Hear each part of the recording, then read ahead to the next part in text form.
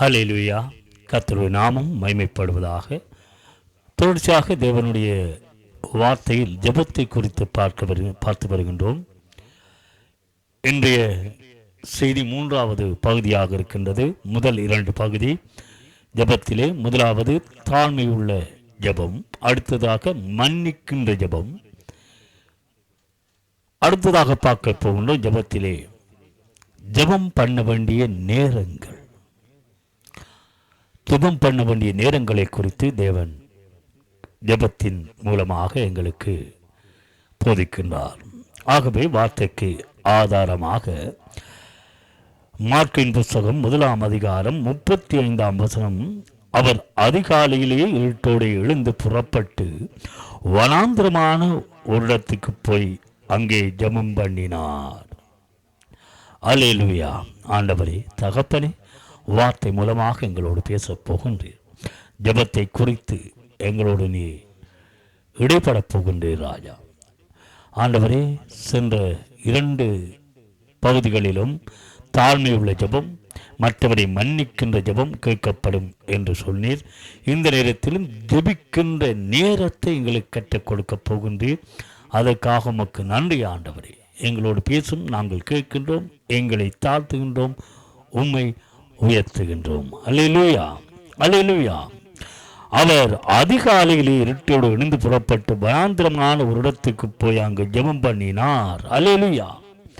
அப்ப ஜெபத்தை குறித்து எங்களுக்கு தேவன் போதித்து கொண்டிருக்கிறார். அந்த ஜெபம் தாழ்மை உள்ள ஜெபமாக இருக்க வேண்டும், மன்னிக்கிற ஜெபமாக இருக்க வேண்டும். அடுத்ததாக ஜெபத்தின் நேரங்கள், ஒழுங்குகளை எங்களுக்கு தேவன் கற்றுக் கொடுக்க போகிறார். தானியேல் ஜெபிக்கிற போது அவனுடைய ஜெபம் கேட்கப்பட்டது, கட்டளை வெளிப்பட்டது. ஏனென்றால் அவன் 3 வேளை ஜெபித்தான். தானியேல் 3 வேளை ஜெபித்தான். அவனுடைய ஜெபம் கேட்கப்பட்டது. பிரியமானவனே, உன் ஜெபம் கேட்கப்பட்டது. ஆகவே அருமையான தேவஜனங்களே, இன்றைக்கும் நாங்கள் ஜெபத்தின் நேரங்களை குறித்து பார்க்க போகின்றோம். அந்த 3 நேரமும் தேவனுடைய வார்த்தையின்படி நாங்கள் ஜெபித்தால் எங்கள் ஜெபம் கேட்கப்படும். அங்கே தேவன் அவர் அதிகாலை இருட்டோடு எழுந்து ஜெபம் பண்ண தேவனை இயேசு கிறிஸ்துவே எங்களுக்கு இந்த பூமி இந்த நாட்களில் அவர் எல்லாவற்றையும் கற்றுக் கொடுத்து மாதிரியாக காண்பித்து போயிட்டு இருக்கிறார். அவ்விதமாக அதிகாலையில் இருட்டோடு இருந்து ஜெபம் பண்ணியிருக்கிறார். நாங்களும் அவ்விதமாக ஜெபம் பண்ண வேண்டியவர்களாக இருக்கிறோம். அதிகாலை இருட்டோடு எழுந்து ஜெபிக்கிற ஜெபம் வல்லமை உள்ள ஜெபம், அன்றைய நாளுக்காக நாங்கள் ஒப்புக் கொடுக்கிற ஜெபம், அன்றைய நாளை தேவன் வழிநடத்தத்தக்கதாக, அந்த நாளில் எங்களுக்கு ஆபத்து மோசங்கள் வராதபடிக்கு தேவனுடைய பிரசன்னமே எங்களை நடத்தத்தக்கதாக அந்த நாளை ஒப்பு கொடுத்து இந்த நாளை தந்ததுக்காக நன்றி ஆண்டவரே.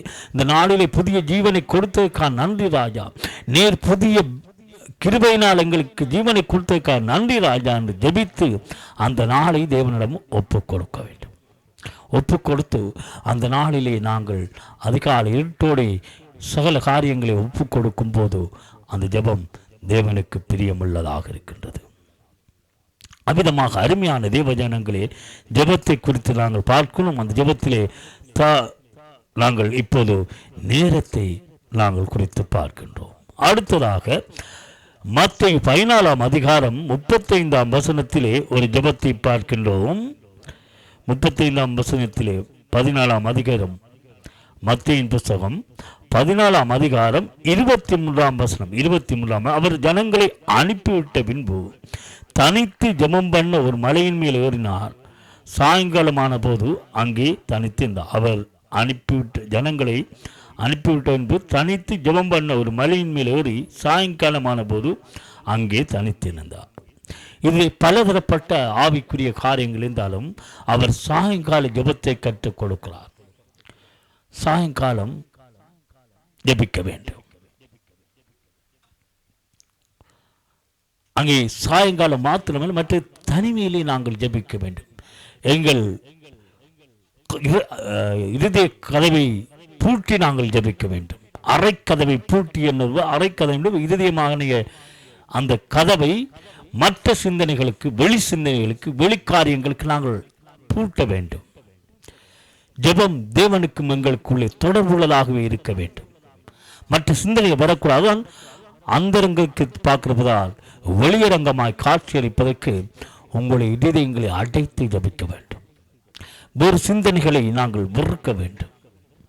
தேவனை மாத்திரம் நோக்கி நாங்கள் ஜபிக்க வேண்டும். ஆகவே ஏன் தனிமையிலே அவர் ஒரு தனி ஒரு இடத்துக்கு போகின்றால் நாங்கள் ஜெபிக்கின்ற போது மற்றவர்களுக்கு தொந்தரவாக இருக்கக்கூடாது, எங்களுக்கு அந்த ஜெபம் தடையாக இருக்கக்கூடாது. இன்றைக்கு பாருங்க, பல இடத்திலே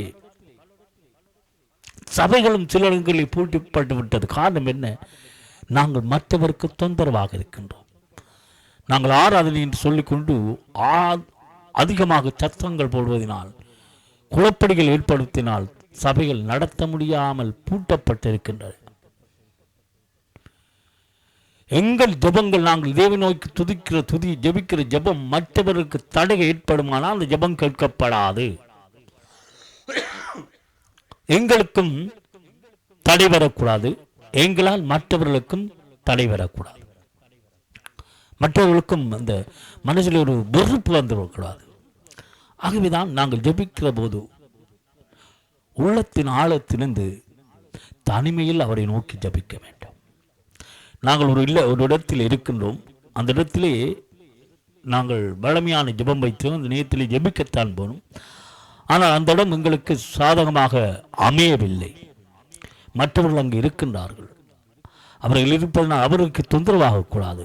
ஆகவே மனதுக்குள்ளே நாங்கள் உள்ளத்திலே ஜபிக்க வேண்டும்.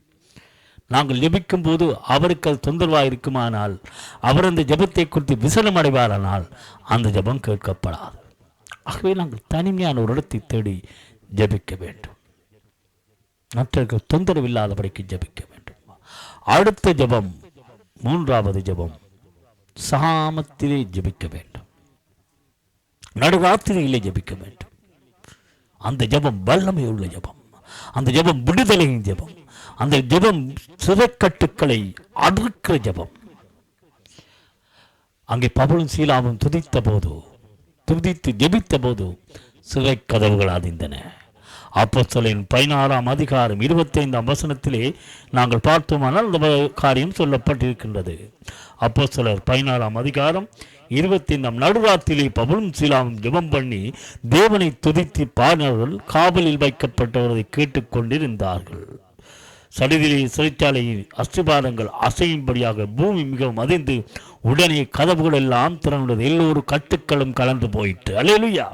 ஆகவே நடுராத்திரியிலே நாங்கள் ஜபிக்க வேண்டும், அவரை நோக்கி துதிக்க வேண்டும். ஆகவே துதிக்க கட்டுக்கள் அகலும். துதிக்கும் நமக்கோ தோல்வியே இல்லை. துதிக்க வேண்டும், ஜபத்தோடு துதிக்க வேண்டும். அங்க பாருங்க, பவுலும் சீலாவும் அங்கே சிறையில் அடைக்கப்பட்ட காரியங்கள் எல்லாம் உங்களுக்கு தெரியும். அவர்கள் குறி சொல்லுகிற பெண் அவர்களை தேடி வந்த நாள் தேவனை ஏற்றுக்கொண்டனா அங்கே அந்த குறி சொல்வதற்காக அவளை நியமித்து வந்தவர்களுக்கு அந்த வருமானங்கள் வருமானம் வராமல் போனது.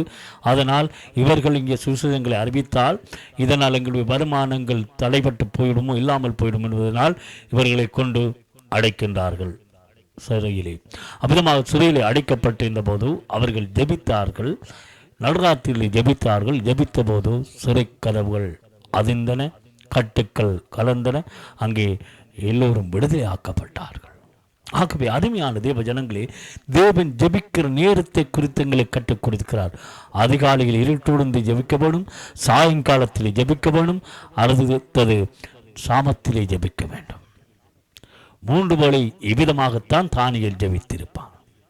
அந்த ஜெபத்தை தான் தேவனும் எங்களுக்கு கற்றுக் கொடுத்திருக்கிறார். தேவன் இருட்டோடு எழுந்து ஜெபித்திருக்கிறார், சாயங்காலத்தில் ஜெபித்து காட்டியிருக்கிறார். இங்கே பவுலும் சீலாவும் இரவிலே ஜெபித்து காட்டியிருக்கிறார்கள். ஆகவே அருமையான தேவ ஜனங்களே, நாங்கள் ஜெபிக்கிறதற்கு, ஜெபங்கள் கேட்கப்படுவதற்கு நாங்கள் என்ன செய்ய வேண்டும்? ஜெபத்துக்கு நேரத்தை ஒதுக்க வேண்டும். அந்த ஜெபத்திலே வல்லமை இருக்கின்றது. ஜெபத்திலே நேரத்தை ஒதுக்குவது மாத்திரமில்லை, அந்த ஜெபம் மற்றவர்களுக்கு தொந்தரவு இல்லாமல் ஜெபிக்க வேண்டும். மற்றவருக்கு தடைகள் இல்லாமல் ஜெயிக்க வேண்டும். இன்றைக்கு பல பேர் ஜெபிக்கிறார்கள், நாங்கள் ஜெபிக்கிறோம் என்று காண்பிப்பதற்காக ஜெபிக்கிறார்கள். அது முக்கியமல்ல, காண்பிப்பது முக்கியமல்ல. தேவன் உங்கள் ஜெபத்தை கேட்க வேண்டும். தேவனிடம் உங்கள் ஜெபம் கேட்கப்பட வேண்டும். வாருங்கள், எழுப்புதல் செய்வோம், ஜெபிப்போம், ஜெபிப்போம். உலகத்துக்கே என்னப்பா காட்டுறாய்? உலகத்துக்கேன்னு காட்டுறீங்க? நீங்க ஜெபிங்க, உங்களுக்குள்ள ஜெபிங்க. ஒரு எழுப்புதல் கூட்டம் ஊழியர்களை, விசுவாசங்களை கூட்டி செய்யத்தான் போறோம். ஆனால் பெருமைக்காக செய்ய வேண்டாம். எதுவும் பெருமைக்காக அல்ல. நான் செய்கிறேன், நான் இதை செய்கிறேன், என்னால் நடக்கின்றது என்று சொல்வதற்காக அல்ல. உங்களிடம் இழந்து ஊழியத்தை செய்ய பழகிக்கொள்ளுங்க. உங்களை இழக்க வேண்டும். இந்த உழைப்பதற்காக அல்ல, பேருக்காக, புகழுக்காக, வருமானத்துக்காக. இன்றைக்கு இந்த ஜீசஸ் லைஃப் கோட்டி மூலமாக எத்தனையோ ஜனங்கள் மீட்கப்படுவதற்காக இன்றும் மீட்கப்பட்டு கொண்டிருக்கிறார்கள். தேவனை அறியாத ஜனங்கள் அறிந்து கொண்டிருக்கிறார்கள். பிதாகுமாரன் பரிசுத்த ஆவி நாமத்தான் ஞானஸ்தானம் பெற்றுக் கொண்டிருக்கிறார்கள். ஏனென்றால் இது ஒரு மனிதனுடைய நோக்கத்துக்காக அல்ல, மனிதனுடைய பெருமைக்காக அல்ல, இது தேவநாம மகிமைக்காக. அதனால் என்னுடைய தண்டிலிருந்து நான் இதற்கு செலவழித்துக் கொண்டிருக்கின்றேன். கிட்டத்தட்ட மாசத்துக்கு 500 யூரோக்கள் எனக்கு தேவையாக இருக்கின்றது. இது பெருமைக்காக அல்ல, இந்த ஜனங்கள் மீட்புக்காக செய்து கொண்டிருக்கிறது. உங்களுடைய வருமானத்திலிருந்து இங்கே செய்ய முடியுமா? செய்யுங்க, பெருமை பாராட்டாதீங்க. தேவன் ஆசீர்வதிக்கிறார், தேவன் பலத்தை கொடுக்க, தேவன் உழைக்க பலம் தந்திருக்கிறார். அவர் கொடுத்தார், அவருக்கே கொடுக்கிறோம். ஆகவே இந்த தீவு ஊழியத்தை தேவனுக்காக, தேவனுடைய நாம மகிமைக்காக செய்து கொண்டிருக்கிறோம். ஜனங்கள் மீட்கப்படுவதற்காக. ஆத்ம பாரம் ஒன்றே இதன் முக்கிய நோக்கமாக இருக்கின்றது. ஆகவே அருமையான தேவ ஜனங்களே, நாங்கள் ஜெபிக்கும் போதும் எங்களுடைய பெருமைக்காகவும், எங்களை பறைசாற்றுவதற்காகவும், எங்களை வெளிக்கொணர்வதற்காகவும், வருமானத்துக்கு அல்ல, தேவனுக்காக. தேவன் சொன்னபடி நாங்கள் செய்யும் போது தேவன் எங்கள் ஜெபத்தை கேட்பார். ஆமீன். கர்த்தர் எங்கள் ஜெபத்தை கேட்பாராக. இந்த நேரத்திலும் ஆண்டவரே, தகப்பனே, ஜெபத்தின் ஒழுங்கில் நேரத்தை குறித்த ஆண்டவரே எங்களுக்கு நீ போதித்திருக்கிறீர் ராஜா. ஆண்டவதற்காக நன்றி ஆண்டவரே. தகப்பனே, நீர் ஆண்டவரே எங்களுடைய ஜெபத்தின் மூலமாக மகிமைப்படுத்தக்கதாக அந்த ஒழுங்கின்படி ஜெபிக்கும் போது நாங்கள் கேட்கின்ற ஜெபங்களுக்கு எவ்விதமாக தாவீதுக்கு, தானியேலுக்கு ஆண்டவரை நீர் பதில் கொடுத்தீரோ அவ்விதமாக எங்களுக்கும் பதில் ஒழிப்பு. அந்த விசுவாசத்தோடு நாங்கள் ஜெபிக்க, தொடர்ந்தும் இன்னுமாக ஜெபத்தை குறித்து பார்க்க எங்களை நீர் இன்னும் நடத்தும். தேச கிறிஸ்துவின் நாமத்தில் ஒப்புக் கொடுக்கிறோம் எங்கள் ஜீவனுள்ள நல்ல பிதாவே. ஆமேன், ஆமேன், ஆமேன்.